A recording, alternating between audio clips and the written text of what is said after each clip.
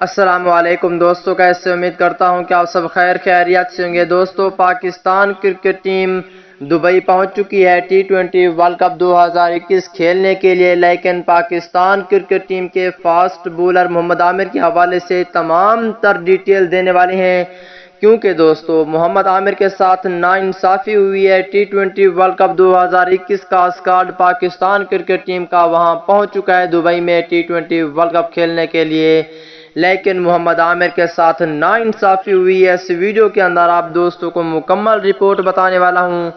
دوستو، پاکستان ٹیم کے سچے اور پکے فینز ہیں تو اس ویڈیو کو لائک کریں، چینل کو سبسکرائب کریں، بیل آئیکن دبا کر آل پر لازمی کلک کر دینا ہے۔ تو دوستو بڑھتے ہیں ویڈیو کی جانب اور آپ دوستوں کو بتاتے ہیں اس حوالے سے مکمل تفصیل۔